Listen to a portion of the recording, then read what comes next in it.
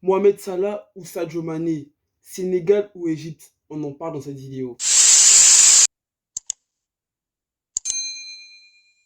What's up, mané, bienvenue sur la chaîne, frérot, tu connais. Et comme tu le sais, mané, demain, c'est la finale de la Coupe d'Afrique. Nous, la Côte d'Ivoire, on est éliminé. Mais on continue toujours à suivre la Coupe d'Afrique. On aura un Sénégal vs Égypte. Très, très belle affiche, hein.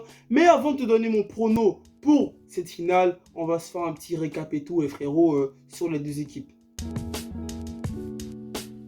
Les héros, on va commencer par le Sénégal. Le Sénégal, voilà, était dans la poule B, hein, une poule composée de la Guinée, du Malawi et du Zimbabwe. Et dans cette poule, quand même, on a tous été choqués parce que le Sénégal a remporté qu'un seul match. Mais malgré ça, ils arrivent à terminer première de leur groupe en marquant qu'un seul but et en terminant avec 5 points.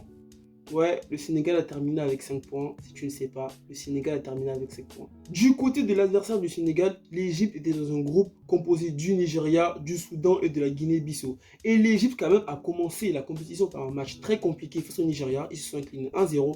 Et par la suite, ils ont remporté les deux derniers matchs des phases de poule dans lesquels ils se sont imposés à chaque fois 1-0. Et ils terminent deuxième de leur groupe avec 6 points. Au niveau des stats de la compétition, il faut savoir que le Sénégal a effectué 81 tirs, dont 24 tirs cadrés, et a concédé 89 fautes avec 9 cartons jaunes. Au niveau de l'Égypte, c'est 76 tirs effectués dont 11 cadrés et 108 fautes commises par l'Égypte avec 11 cartons jaunes. Donc en résumé, si on regarde et tout les stats du Sénégal et par rapport à celles de l'Égypte, offensivement le Sénégal a plus tenté que l'Égypte et défensivement le Sénégal a fait plus attention aux fautes et il y a eu moins de cartons jaunes par rapport à l'Égypte. Concernant les points forts des deux équipes, au niveau de l'Égypte, l'Égypte a un effectif composé de plusieurs joueurs évoluant sur le continent africain. Et moi, ça, je pense que c'est un avantage. Parce que là, on joue la Coupe d'Afrique. Et qui dit Coupe d'Afrique, franchement, même si voilà, il y a plein d'équipes et tout qui ont des joueurs évoluants même, qui ont en majorité, par exemple le Cameroun, leur effectif, il y avait en majorité les titulaires, ils jouent en Europe. Et ça s'est vu là face à l'Égypte.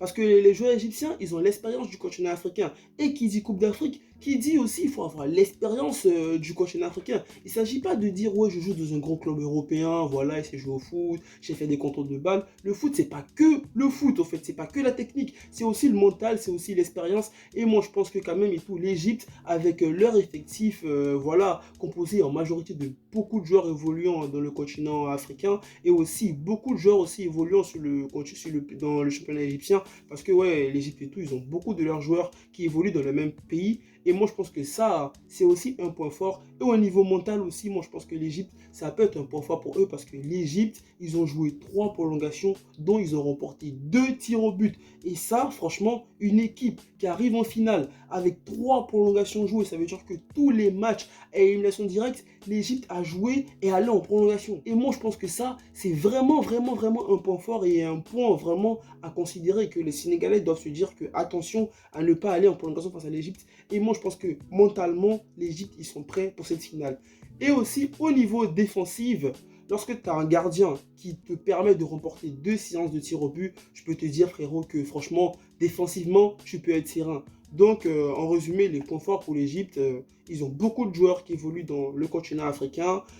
Sont prêts mentalement après 3 séances de prolongation et 2 séances de tir au but. Et aussi un gardien qui permet de rassurer sa défense. Moi, je pense que ça peut être les points forts de l'Égypte.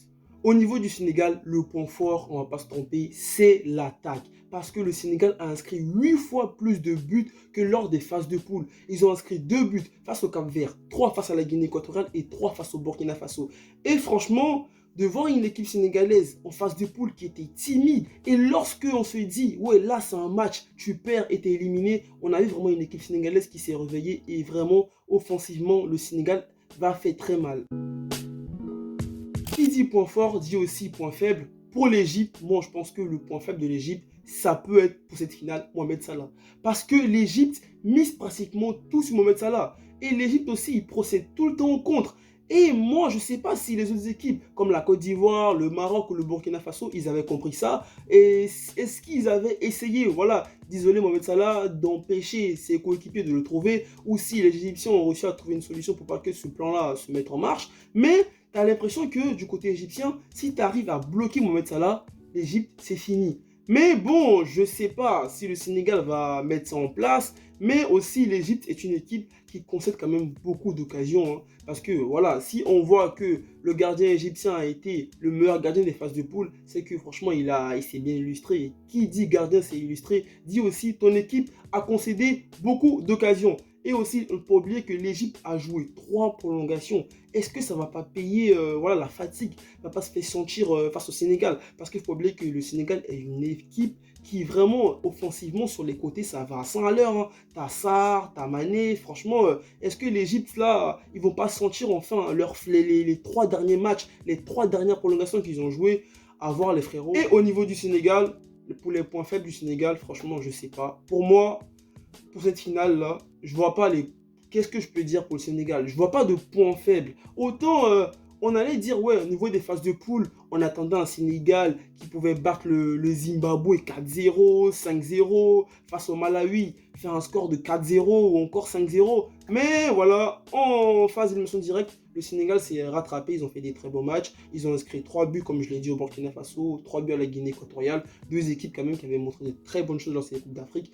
Donc voilà, pour moi, au niveau des points faibles du Sénégal, le Sénégal n'a pas de points faibles. Donc du coup, je ne sais pas, voilà. Si vous avez remarqué lors des phases d'élimination directe des points faibles du Sénégal, dites-le moi en commentaire. Mais pour moi, j'ai pas eu, voilà, je ne sais pas quoi dire. Un truc pertinent qui peut, voilà. On peut se dire que là, le Sénégal, ils ne sont pas prêts parce que défensivement, voilà, il y a Kalidou Koulibaly, il y a le meilleur gardien dans les cages. Au milieu de terrain, tu as un milieu, franchement, composé des joueurs qui évoluent dans de grands clubs, qui évoluent aussi dans des gros clubs anglais ou en gros au PSG. Tu as aussi en attaque un Sadio Mané franchement, qui a été très très décisif lors des derniers matchs.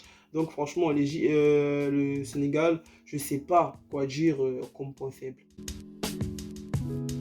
Pour mon prono pour ce match, j'avais mis un sondage et tout dans l'onglet communauté et tout ça en mode est-ce que vous voyez le Sénégal remporter la finale ou l'Égypte? Et quand même avec 188 voix, il y a 69% des personnes qui voient le Sénégal remporter ce match et 31% qui voient l'Égypte remporter le titre.